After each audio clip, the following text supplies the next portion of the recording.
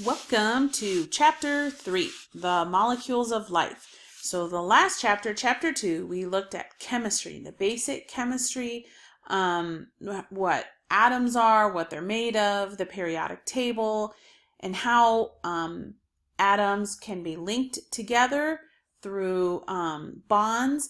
And now what we're going to do is kind of apply that information into looking at the molecules of life. So we said that the human body is made mostly of 4 different atoms.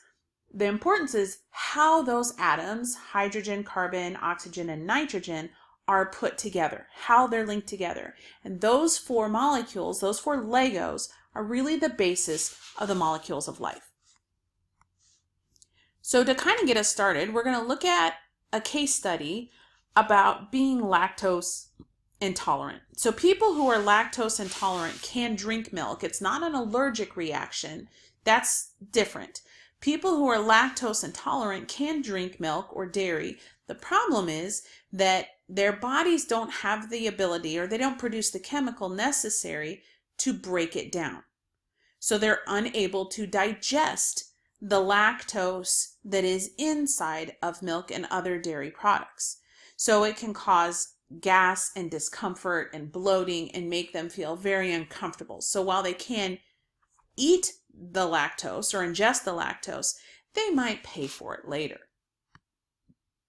So ice cream can become a very tempting treat with negative repercussions if you happen to be lactose intolerant. There is no cure for being lactose intolerant.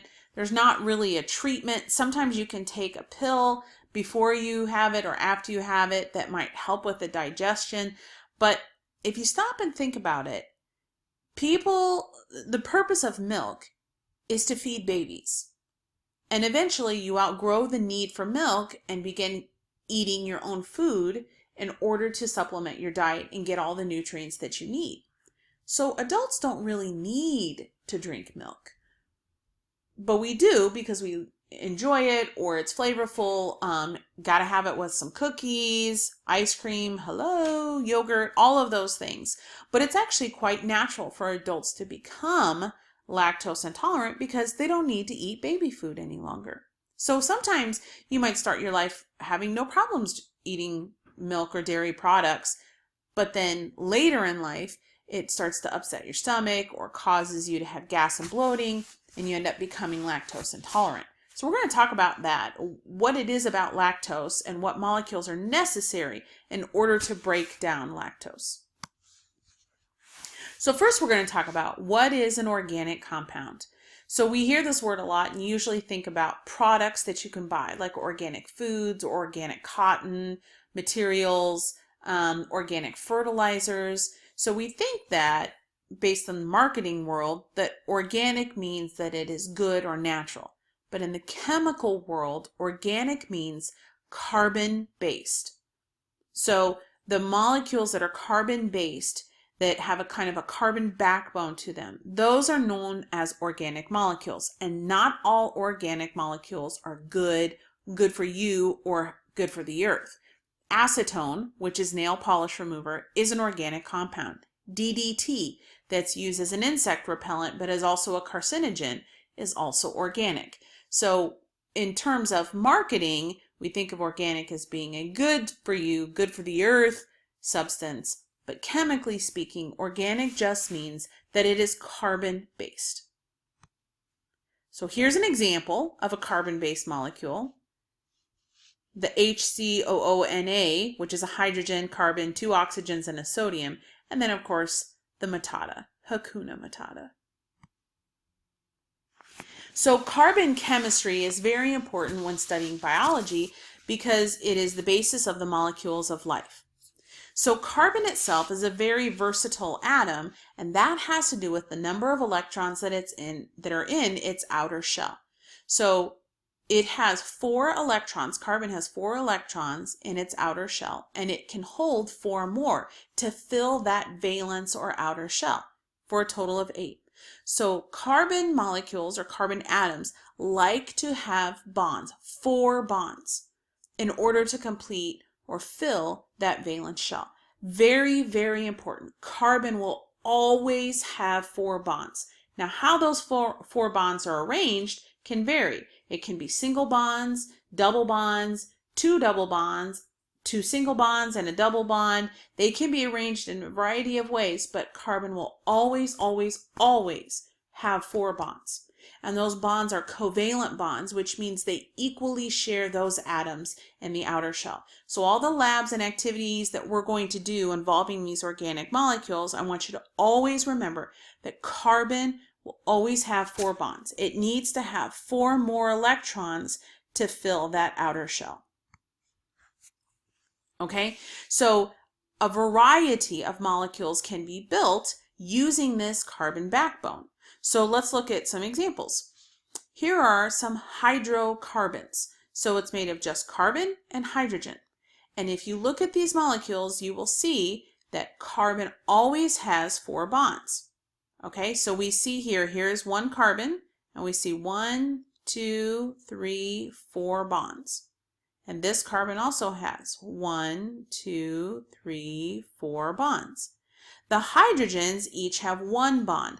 Hydrogen only has 1 electron in its outer shell, and it can hold 1 more to share. So it will share those electrons with carbon, creating this organic molecule. Here's some other examples. You can see these are still hydrocarbons, still just carbon and hydrogens together, but they're arranged in different ways. So here we have the addition of the double bond.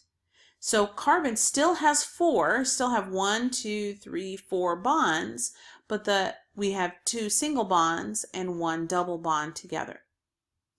The arrangement or where that double bond is located can vary. So here we see the double bond is between the first and second carbon. Here we see the double bond is between the third and the second and the third carbon.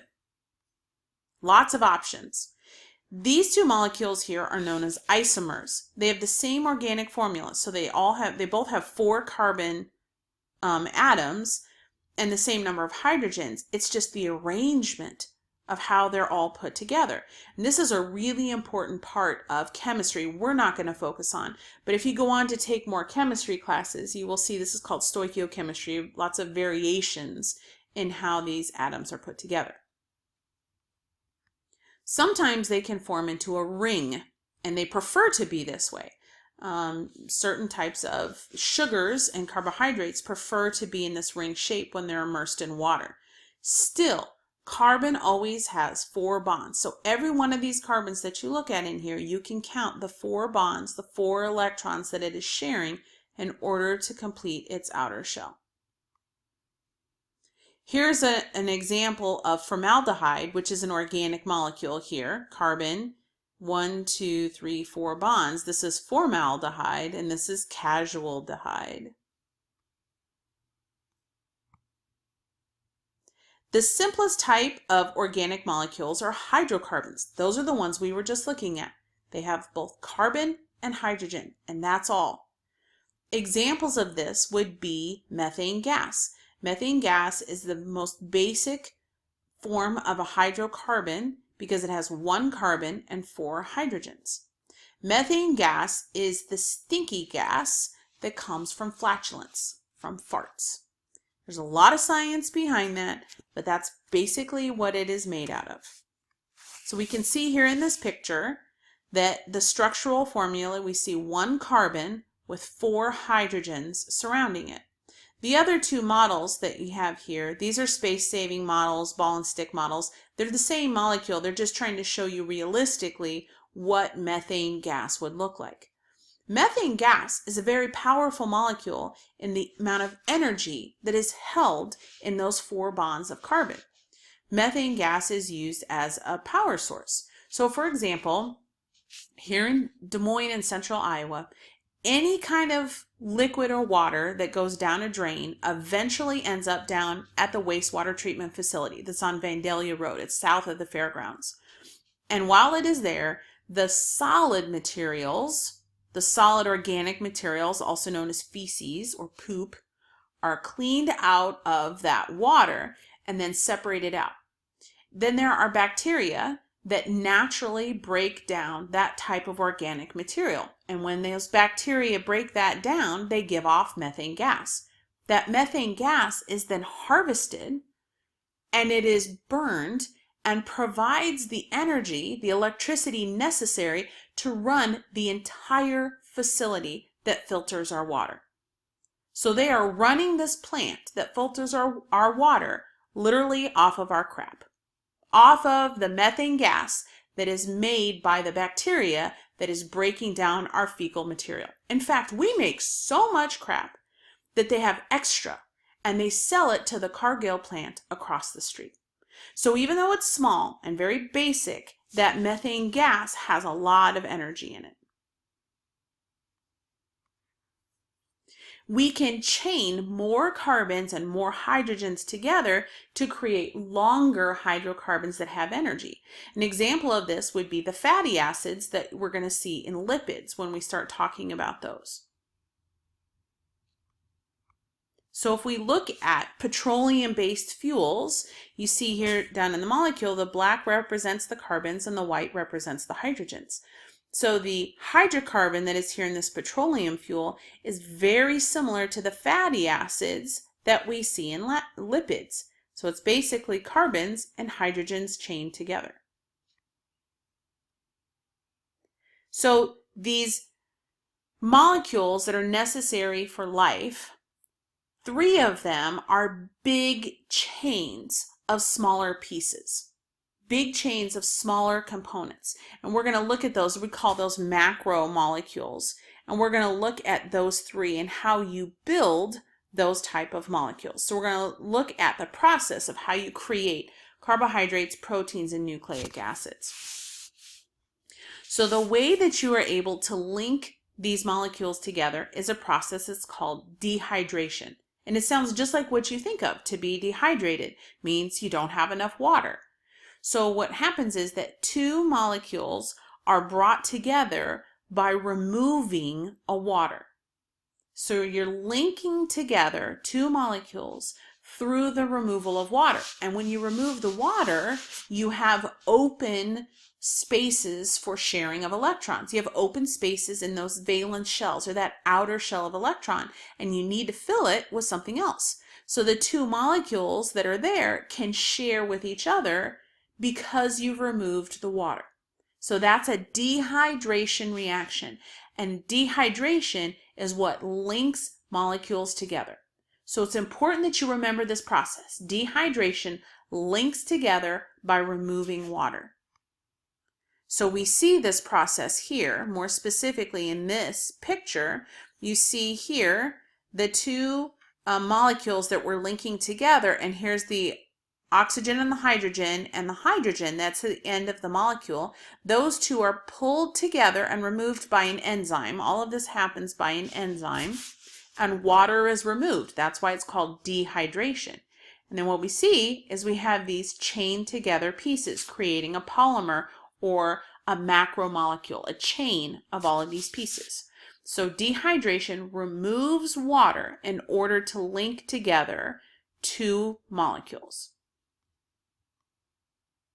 Okay, now when you ingest food or other energy sources like water or liquids, then we need to break those down in order to harvest the energy. So breaking apart a molecule would be the opposite process, and that's called hydrolysis. And we use water in order to cut these molecules. So it's the exact opposite as dehydration. That's where the word hydro for water and lysis for cut comes from. So we're going to use water to cut the molecule. So we're going to break the bonds by adding water.